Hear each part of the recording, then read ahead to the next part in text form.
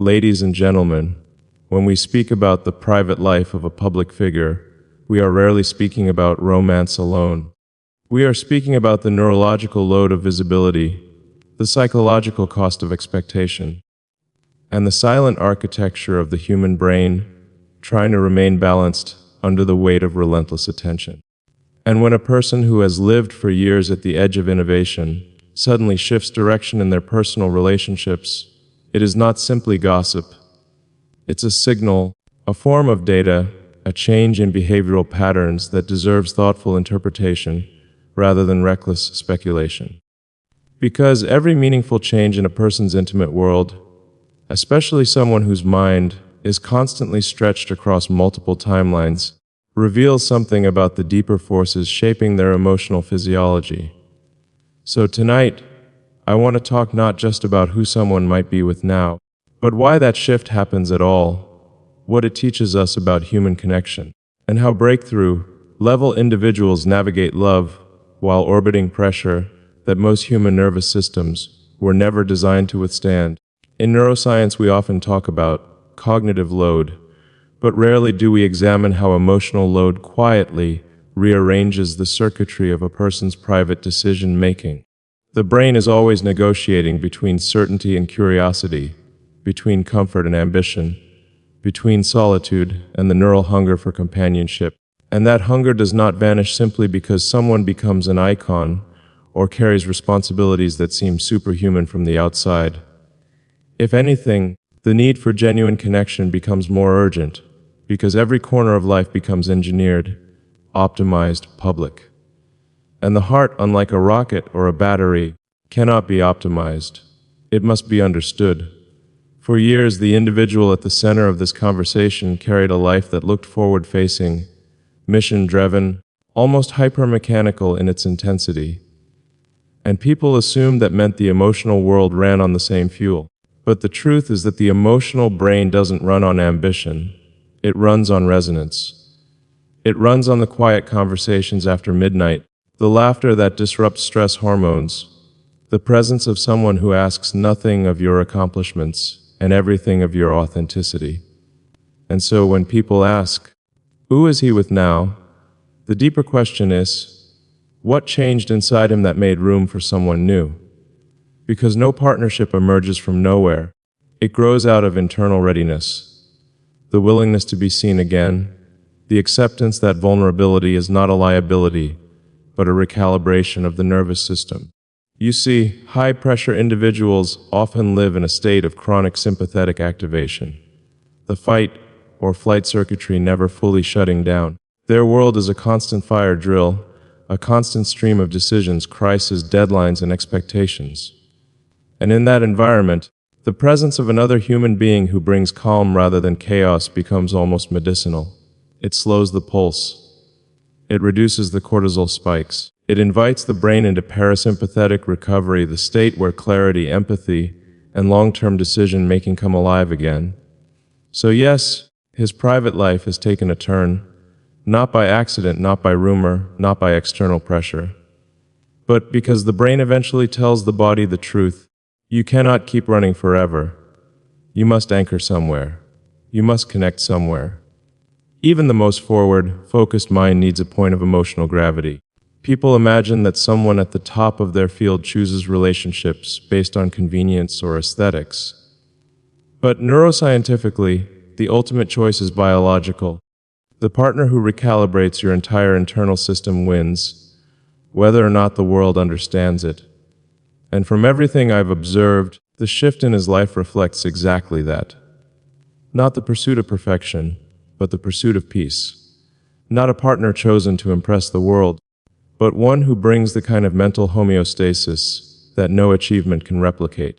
There is a moment in every high-functioning mind when it recognizes that brilliance has a cost, creativity has a cost, leadership has a cost, and companionship, real companionship, helps distribute that cost across shared emotional bandwidth.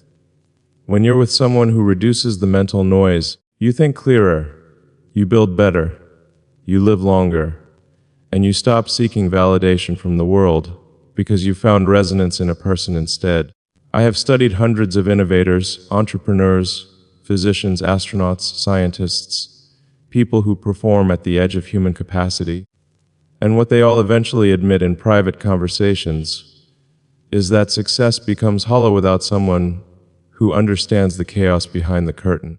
Someone who can sit with you in the messiness, not just admire you in the spotlight. And when that person appears, your life naturally begins to shift toward them, almost gravitationally. So if you ask, who is he with now? The first thing you must understand is that he is with someone who offers a different type of oxygen. Someone who regulates more than they stimulate. Someone who steadies more than they demand.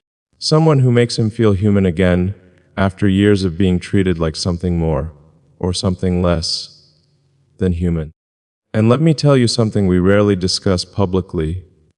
The brain seeks safety far more than it seeks excitement. This surprises people because we associate high achievers with risk-taking. But emotional risk is entirely different. When the cameras shut off, when the meetings end, when the world stops watching, the thing a person wants most is not adventure, it's alignment. Someone who speaks the same internal language. Someone with whom silence feels like conversation. Now here's where the turn in his private life becomes truly fascinating. This shift didn't come from impulse. It came from exhaustion. Not physical exhaustion, but neural exhaustion.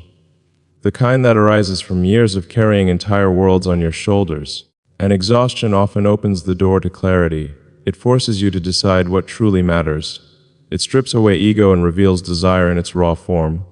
And desire, when stripped of ego, becomes honest. It stops performing. It stops pleasing. It simply points to the person who makes you feel less alone inside your own mind. So yes, his life took a turn. A quiet one, a deliberate one, a human one. Toward someone who understands the rhythm of a mind that rarely sleeps. Someone who doesn't fear intensity but knows how to soften it. Someone who doesn't disappear when the pressure rises, but instead becomes the place where the pressure dissolves. And as someone who spends a lifetime studying the mind, I can tell you this: that is not an accident. That is neurobiology choosing survival. That is the emotional brain reclaiming balance. That is the moment a life stops feeling like a battlefield and starts feeling like a home. Because when a life begins to feel like a home again, decisions change. Priorities rearrange themselves. You begin to protect your energy differently. You speak with more intention. You stop trying to outrun your own emotions, and instead allow them to guide you toward the places that heal, rather than the places that merely distract. And the people who step into your life at that moment are rarely accidental. They appear because you have finally cleared enough internal space to recognize them. Neuroscience teaches us that emotional availability isn't just a personality trait, it's a neurological state. When the prefrontal cortex is overloaded, when the amygdala is overstimulated, when stress hormones flood the bloodstream for months or years, the brain becomes too busy surviving to connect. But when the nervous system finally gets a chance to settle, even briefly, it regains the ability to perceive subtle emotional signals again. Signals of kindness, signals of compatibility, signals of someone whose presence feels like a form of rest. That is what changed for him. Not the world, not the work, not the expectations placed on his shoulders, but the internal circuitry that finally allowed him to see someone not as a distraction from his path, but as part of the path itself. Someone who doesn't interfere with the mission, but strengthens the mind behind it. Someone whose presence doesn't dim purpose but refuels it. And let me say this clearly: when you find a relationship like that, it does not look flashy from the outside. It doesn't need to. Truly meaningful relationships rarely announce themselves with noise. They reveal themselves through silence. The comfortable kind, the grounding kind, the kind of silence where you feel your nervous system exhale without even realizing it. That silence is the real indicator of emotional alignment. And from every angle I've observed, that is the silence he has found. What fascinates me most is how the human brain responds when it encounters a person who naturally reduces cognitive strain.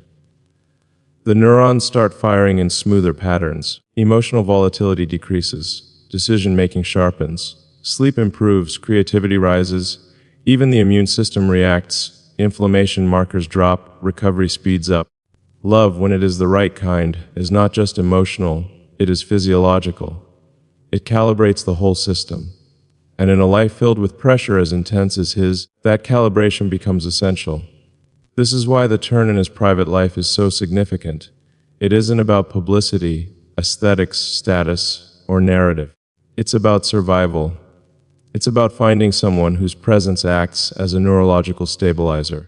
A person who brings coherence to a world that is constantly fractured by responsibility. And when you find someone like that, your life inevitably shifts toward them because your brain knows, even before you consciously do, that this is where longevity lives. People often assume that individuals who operate at his level are searching for partners who mirror their intensity. But what the research actually shows is that high-intensity individuals typically bond with those who bring balance, not competition. Their nervous system seeks equilibrium, not escalation. And the person who has entered his life offers precisely that, a sense of emotional equilibrium that slows the internal storms and amplifies clarity. What makes this especially compelling is that he didn't arrive at this moment through ease. He arrived through accumulation. Accumulation of stress, accumulation of solitude, accumulation of expectations that stretched him to his limits. The more a person carries, the more they begin to crave lightness. And lightness doesn't come from grand gestures. It comes from the right person standing quietly beside you. I've seen this pattern countless times. The higher a person rises, the fewer people can reach them authentically. Not because they don't want connection, but because their environment becomes a filtration system. Only those with genuine intention can pass through it. And the person who makes it through becomes profoundly significant. Not because the world is watching, but because the world cannot influence the connection. It exists in a separate emotional ecosystem. If you look closely at his recent behavior, the subtler choices, the adjustments in tone, the increased steadiness, you can see the signs. Not the dramatic signs the public expects, but the micro-expressions that neuroscientists pay attention to: relaxed facial muscles, softer vocal tempo, deeper breathing, a more centered presence. These are not the signs of a man distracted. They are the signs of a man grounded. And grounding always comes from somewhere, or someone. That someone, from everything I have observed, is a person who has become a psychological mirror for him. Someone who reflects not just who he is, but who he is when he isn't carrying the weight of the world. Someone who sees the human behind the headlines. Someone whose calm does not dull his spark, but focuses it. This kind of partnership does not form quickly. It forms in stages: trust, recognition, resonance, and finally, alignment. And once alignment happens, the relationship becomes a quiet axis around which the rest of life begins to rotate. But here is the most important truth. When someone like him finds a partner who slows the storms in his mind, his entire future shifts. His ambitions become more sustainable. His genius becomes more grounded. His emotional world becomes more expansive. And his life, which the world often sees only in terms of innovation or controversy, gains a dimension that is invisible but essential: stability. That is the turn his private life has taken. Not a dramatic twist, not a scandal, not a mystery. A stabilization, a recalibration, a return to emotional gravity. And the person he is with now, she is someone who understands that brilliance is not a shield against loneliness. Someone who knows that even the strongest minds collapse without softness. Someone who doesn't chase the spotlight because she isn't in his life for the world. She's in his life for him. And as this new chapter unfolds, the world may speculate endlessly, but the truth is simple: he has found someone who strengthens the parts of him that matter most, in ways the public may never fully see. Someone who brings stillness to a life defined by motion. Someone who meets him not at the level of fame, but at the level of humanity. Because when a life takes a quiet turn like this, it often signals that a deeper internal shift has taken place. A shift from surviving to living, from enduring to feeling, from carrying everything alone to allowing someone else to carry a piece of the weight. And that shift is not small. It is tectonic, especially for someone whose world has been built on constant forward acceleration. What I find remarkable is how gracefully this change has unfolded. You can see it in the way he moves now, not slower, but steadier, not softer, but more deliberate. You can sense that his decisions carry a new kind of clarity, a clarity that comes not from escaping pressure, but from finally having a place where pressure dissolves. And this doesn't happen because of romance alone. It happens because the nervous system has finally found a rhythm it trusts. Humans are not meant to function in perpetual ascent. Even the most driven minds need plateaus, moments where the view is not of the horizon, but of the person standing beside them. And when that person amplifies peace instead of chaos, presence instead of distraction, alignment instead of performance, the entire trajectory of a life becomes more sustainable.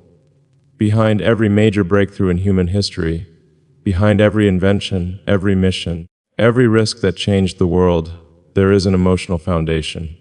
Sometimes stable, sometimes fractured, sometimes improvised, but always there, shaping decisions in ways the world rarely acknowledges. And for someone whose actions influence entire industries, that emotional foundation becomes even more critical. You cannot build rockets from a mind that is collapsing. You cannot redefine energy, transportation, or communication from a heart that feels chronically unseen. But you can do all of that, and more.